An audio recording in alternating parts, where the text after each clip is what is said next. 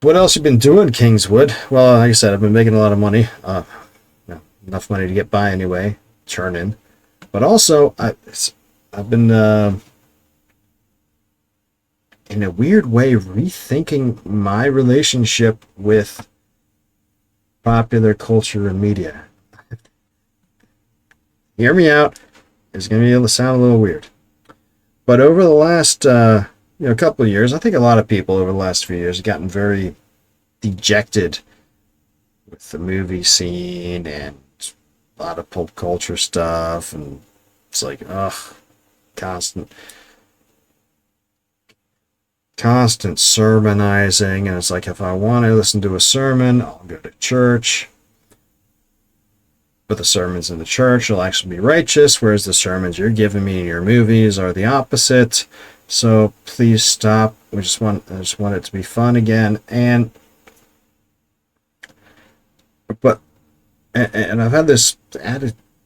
I've kind of gotten grumpy about all things movies and all things pop culture and stuff over the last couple of years.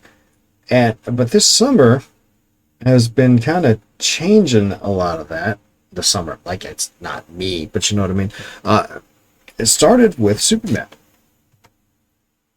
right? Because leading up to Superman, saw the new Superman movie was coming up, but then the trailers started coming out. And the first trailer wasn't all that awesome, and then the follow-up trailers were like, what? And yeah, I kind of tune into a lot of the commentariat on the YouTube space. These guys who, I like a lot of them. I mean, I've never met them, but like a lot of what they do.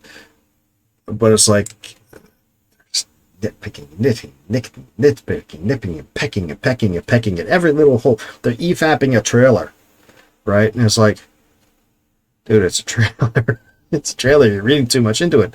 I know it wasn't a very good trailer, but you're reading way too much into it. And by the time Superman started to release, I was like, I'm really starting to get sick of these guys talking about how much they think it's going to be bad, and went and saw it. And I was like, as I walked out, I went and saw it with my ex and all our kids, and we walked out, and I looked over at all of them. I was like, that was just wonderful. They're all like, yes, it was great. It's like, oh, it was like so great just to go and have a joyous, fun time with the movie, with Superman as a wholesome dude. No, I mean, I liked I liked what Snyder did with Man of Steel. I had never seen it until I went and coming up to this one.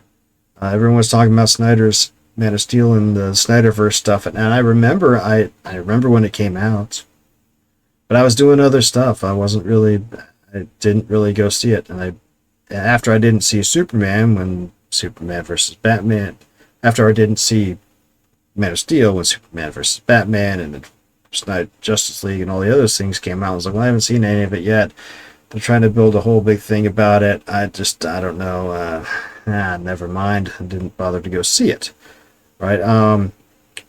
But in the lead up to Superman, I was like, okay, well, I'm fine to go watch Man of Steel. And dude, I loved that movie. That was great. Then I went and saw Batman v Superman and Justice League, the Snyder cut. I haven't seen the original cut. So cut through my HBO Max membership. Saw those. I actually liked all of them. I didn't like them more than this new one. No, it was, and I don't like how everyone's like, oh, Snyder's better, Gunn's better. No, it's just different takes on the same different takes. There's never been one take on any comic character. Right? It can't be, because Superman's been going for almost 100 years now. It can't be just one take. It doesn't work.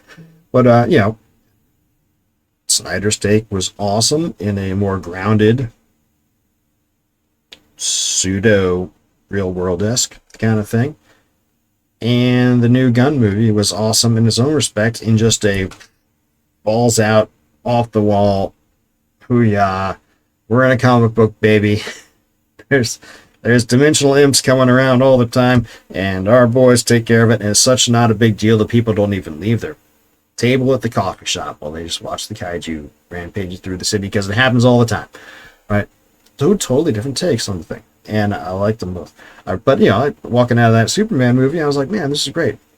So much so that even though I had no interest in the Fantastic Four at all, I mean, I knew about them from back when I was a kid, and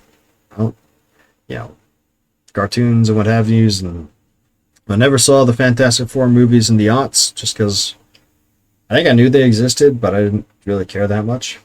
But in the wake of Superman, and seeing all these YouTube commentariat guys talking about how much they thought it sucked, and I was like, what do you mean?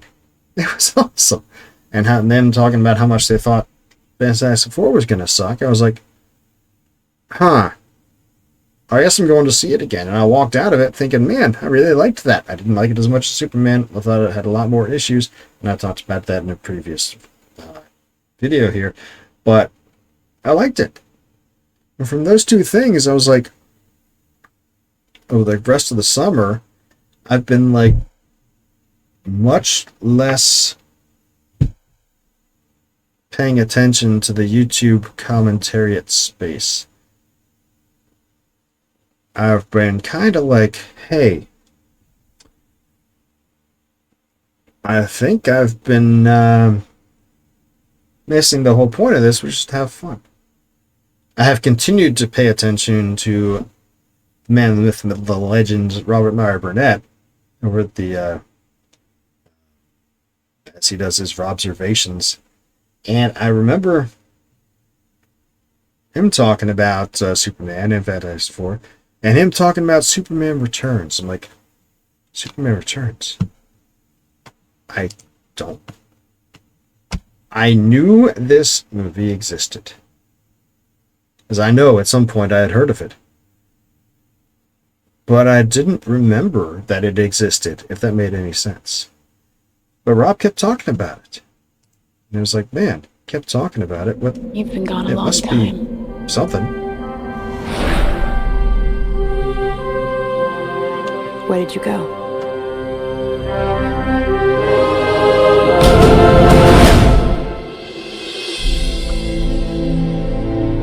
So I went and watched the trailer for it on HBO Max. You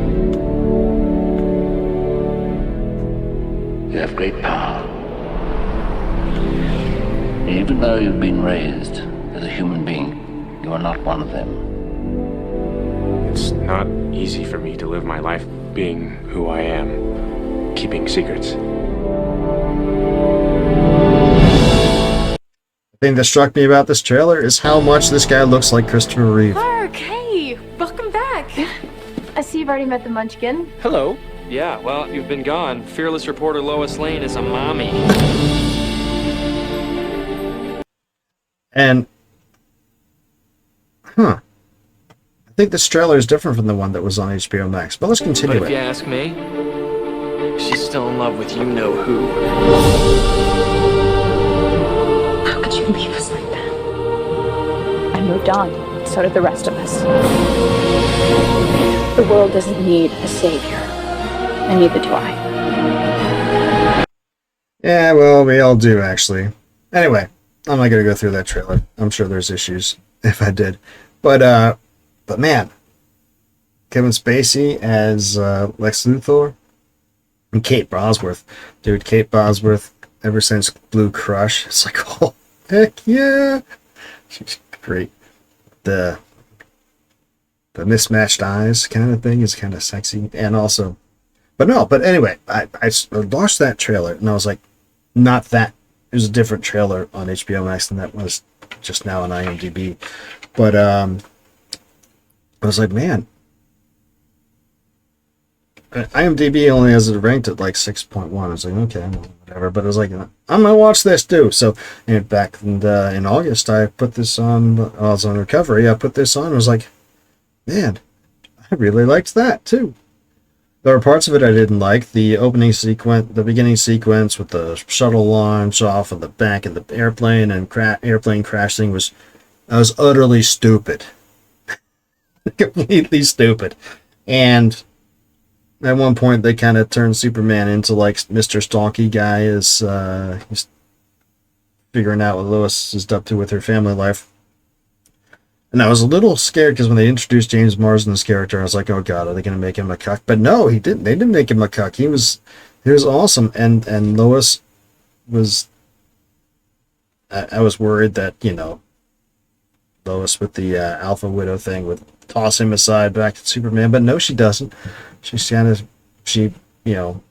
There's an acknowledgement of the bond between the two, Lois and Clark, but she's with her dude now, and it's like, okay. And Marsden does his own part to save the day. I was like, oh, that's great. I was like James Marsden. I thought he was good as Cyclops, and the other roles he's in. I didn't know he was in this. It was great. Spacey as Lex Luthor. The problem I had with Spacey's Lex Luthor here is a similar problem I had with Luthor in the original Superman movie. So first of all, Superman 1978, Lex Luthor is the hero. His plan for California is righteous and good, and Superman is the villain for stopping him. That said, he's also a retard, because in Superman 1978, Superman doesn't know he exists. Lex is off doing his plan. He's on track. He's gonna until he calls Superman down. So he calls Superman down to his little sub basement apartment and tells him his plan. Until then, Superman doesn't even know he exists. Right? Lex's plan would have gone off without a hitch. His righteous goal for California would have been established. We would have been spared 50 plus years of West Coast jackassery, except that he is a retard who told Superman his plan. It wouldn't have been so bad if he and Superman needed to have interacted at least once before he calls him down to his sub-basement apartment to trap him with the kryptonite. At least once. Because he's not even on Superman's radar. Superman's on his radar, and I understand why he's nervous about him, but there's no reason for him to think that Superman knows anything about him or would be even aware of the missile test that he's interfering with. And it's like, dude, I love that movie, but every time I rewatch it, I'm like, gosh, you just needed to have a smaller caper of Lex's closer to earlier in the movie that Superman foils and somehow and learns that he exists, and he's like, somehow realizes he's the mastermind behind it or something, so that he's on the lookout and knowing that otherwise there's no reason for there even to be together. And in this movie, good old Superman Returns, it's a similar kind of thing. Kevin Spacey, Lex is doing his thing. He's going to go make his crystalline island off the coast, and it's going to destroy everything and all this stuff. And I'm watching it with my oldest son, and as he's detailing his plan and go out into the ocean, my son looks over at me, is like, why doesn't he just go out into the Pacific? I'm like, excellent point, man. You go halfway between Hawaii and Japan and drop that crystal and make your own island there, and nobody will know you done it till it's happened. You wouldn't kill millions of people, so nobody would probably even complain about it. He could have raised all that real estate that he wanted, done all that other stuff. Now you would have had a hard time luring Superman into it with its kryptonite thing to kill him with, but they could have figured out a way I don't think people fully realize how big the Pacific Ocean is, but oh shoot, it's one of those things where it's like, I just got distracted. I saw that dude here, named Mike in chat. Hey, Mike, I missed you. Sorry, you just said it. Jackassery, an activity by an individual indicating that they are indeed a jackass. That is true. And I am not immune to it. But, yeah, this is what it is. Thanks for stopping by, Mike. Appreciate it. Anyway, I was saying, yeah, all Lex Luthor had to do was get a boat, go halfway between Hawaii and Japan, toss it, and he could have pulled out of his whole Superman Returns caper without an issue. So in that sense, those two Lexes are kind of retarded. That said, I really liked this. There's issues with it, but I had fun with it, and it's one of those things where there's those three movies: Guns, Superman, Fantastic Four, and then this Superman Returns. It's like I've been rethinking things. It's like, man, I've just been way too negative about movies and stuff over the last little bit here, and I think part of it's because I've been listening to YouTube the commentariat too much, so I've really been tuning that out a lot lately, and I've been finding it's been more fun to be less negative. I know that's amazing to think about, but it is what it is. Anyway,